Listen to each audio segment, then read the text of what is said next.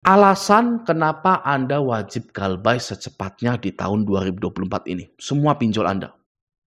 Ya, jadi begini, dengarkan. Ketika pinjol yang tadinya itu tidak memiliki DC lapangan seperti Uangmi, Uatas, Ada Kami, Ada Pundi gitu ya. Di tahun-tahun berikutnya ada tantangan ekonomi, lalu perusahaan pinjol ini pengen bangkrut, mereka akan melakukan final action, yaitu merekrut DC lapangan. Ya, dengan harapan akan banyak uang yang masuk dari penagihan-penagihan di lapangan tersebut. Nah, Anda yang sudah galbay duluan itu tidak akan kena kunjungan penagihan. Ya, karena data Anda sudah mendem duluan. Yang muncul itu data-data yang fresh. Oke? Anda pernah dengar nggak namanya mata elang? Mata elang di leasing yang suka narik motor, narik mobil, gitu ya. Nah, mata elang itu bukan karyawan asli dari leasing. Tidak ada yang namanya mata elang itu karyawan asli dari leasing tersebut. Itu hanya mitra saja, mata elang itu. Nah, mata elang akan menagih atau menarik motor yang sudah menunggak 3 bulan lebih. Oke?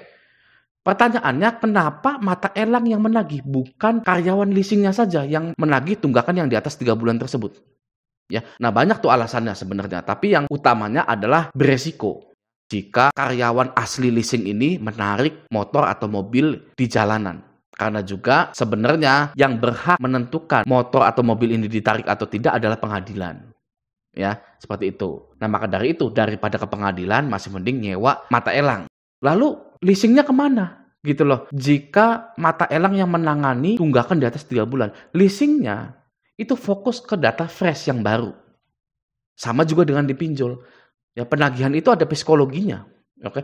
Nasabah yang baru telat membayar itu dianggap oleh DC pinjol memiliki kesempatan lebih besar untuk melunasi daripada orang yang sudah lama menunggak. Karena DC leasing juga sudah tahu, wah ini orang nggak bisa ditagih. Ya, sudah abaikan saja, kasih ke mata elang, lalu kita fokusnya ke nasabah-nasabah yang baru. Nah, di pinjol, kita simulasikan DC lapangan kerja, melihat kertas penagihannya. Banyak nama-nama di situ. Ya, wah ini udah galbay 2 tahun nih orang nih. Ya, masih di situ nggak ya rumahnya? Masih di situ nggak ya kerjanya? Masih aktif nggak nomornya?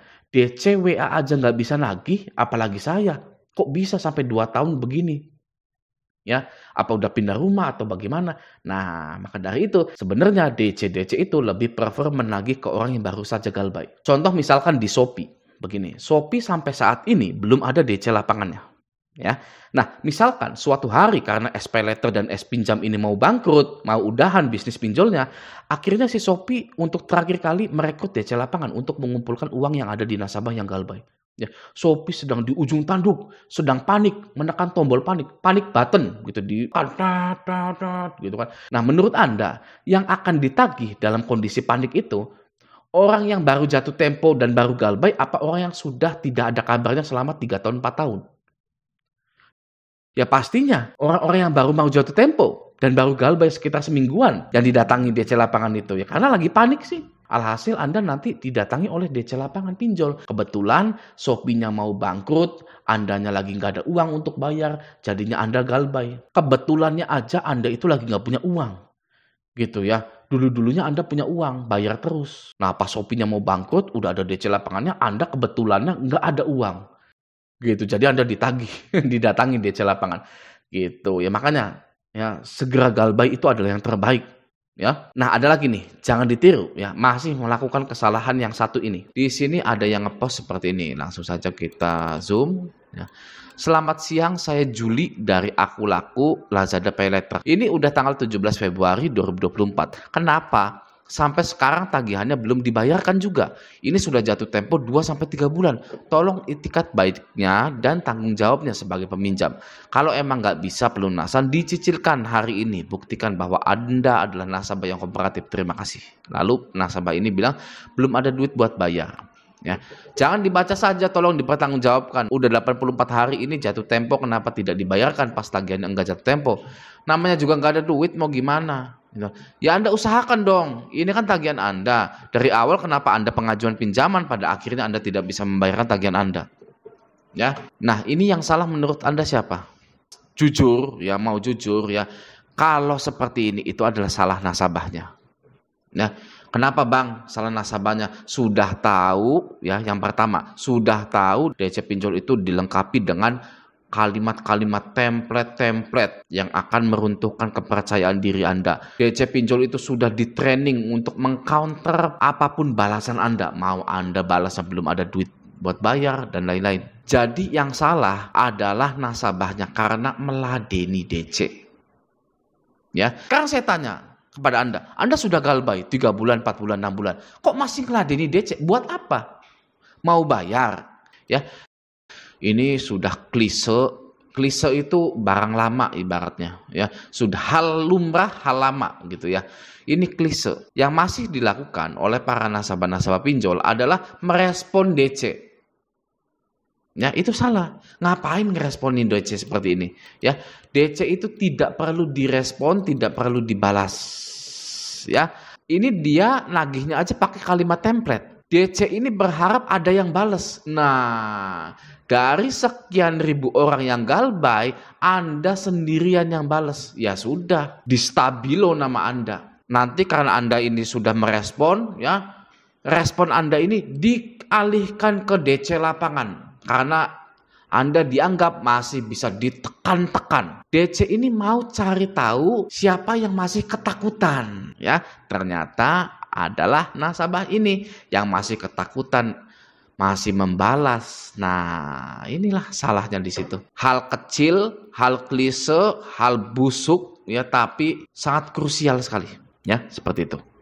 Jadi saya harap buat Mas atau Mbak ini stop respon DC pinjol, ya. Berhenti merespon DC pinjol atau tidak pernah sama sekali merespon DC pinjol itu boleh, sangat boleh sekali. Tidak ada aturan dari OJK bahwa Anda harus meladeni penagihan dari DC pinjol. Bahkan menemui DC lapangan itu tidak ada aturannya, tidak ada hukumnya. Ya, contoh misalkan Anda tidak mau menemui DC lapangan, boleh, sangat boleh sekali. Ya. Jadi galbay di pinjol itu sangat enak sekali, ya. Jika Anda mau untuk stop respon DC tersebut. Nah, ini yang pertama. Yang kedua adalah seperti ini. Ini ya, kita zoom dulu di sini. Ada kami udah mulai telepon WA lagi emot-emot nangis. Bismillah harus tetap kuat dan semangat galbay. Nah, ini adalah kesalahan klise lagi yang masih sering Anda atau nasabah-nasabah ini lakukan. Apa itu Bang kesalahannya? Kesalahannya adalah masih menyimpan nomor yang dipakai untuk minjol lalu galbay, tidak mau ganti nomor, ketika ditagih itu mengeluh. Ya, mengeluh ditagih. Itu salah, ya. Tidak boleh dilakukan. Karena apa? Karena akan terus-terusan menjerat Anda di lingkaran setan pinjol tersebut. Oke, Anda sudah galbay. Ya, kok masih meladeni DC? Buat apa gitu loh? Ya, sekarang saya tanya kepada Anda sudah galbay 3 bulan, 4 bulan, 6 bulan. Kok masih meladeni DC? Buat apa?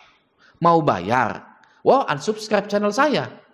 Ya, keluar dari grup Facebook Raja Galbay. Karena Anda mau bayar. Anda nggak tahu berita ini. Ngeri 25 orang bunuh diri akibat terlilit utang di pinjol. Ini dari Liputan 6. Ya. Akhir hidup pemuda Kediri gantung diri. Dari detik.com. Viral, teror pinjol ini diduga bikin nasabah bunuh diri.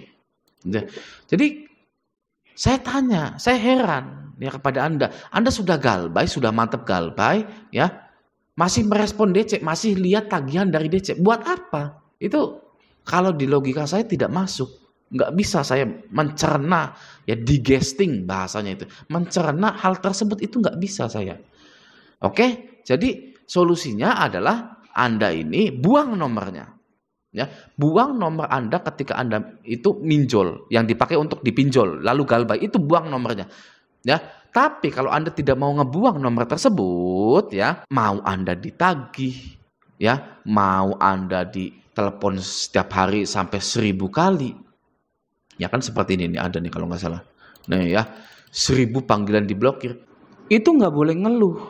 Ya, tidak boleh komplain, tidak boleh ngeluh. Karena solusi gagal bayar di pinjol itu adalah mengganti nomor.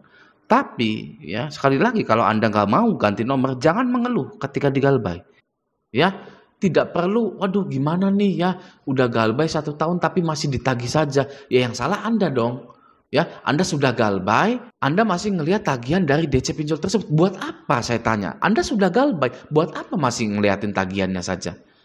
Ya, Anda sudah hapus aplikasinya juga, ya kan? Sama seperti ini, ya. Anda ini sudah galbay, ini galbay berapa nih? Ini sudah galbay 2 sampai 3 bulan. Ngapain masih dibales? Mau bayar gitu kan atau mau gimana? Nah, seperti itu ya. Semoga di video kali ini Anda belajar bahwa hal-hal sepele seperti mengganti nomor itu sangat penting ya. Hal-hal sepele seperti tidak merespon DC itu sangat penting untuk kesehatan mental Anda ketika Anda itu gagal bayar di pinjol. Jadi terkadang memang kita ini harus introspeksi diri gitu ya. Kita ini menghadapi iblis. Ibaratnya gitu. Kita menghadapi iblis tapi kita ini tidak memperkaya diri, tidak membekali diri dengan ilmu-ilmu agama misalkan. Ibaratnya gitu kan ya. Terus mengeluh, aduh gimana nih iblisnya terlalu kuat. Tapi kita nggak pernah membekali diri kita dengan ilmu-ilmu agama. Ya, iblis akan menang, pinjol akan menang. Ya, mau ibaratnya ya ada seseorang pemimpin yang bilang, kalahkan iblis, jangan peduli iblis, jangan pernah tertipu muslihat iblis, gitu kan. Mau pemimpin itu bilang seperti itu setiap hari, ya tapi kalau kitanya tidak benar-benar action membekali diri dengan ilmu-ilmu yang seharusnya bisa menyelamatkan kita dari mara bahaya tersebut, ya percuma. Ya, iblisnya akan tetap menang. Jadi di sini saya ingin Anda tidak lagi memelihara hal-hal klise tersebut. Ya, hal-hal yang sudah busuk itu, ya jangan dipelihara. Oke, semoga video ini bermanfaat. Sampai jumpa di video selanjutnya.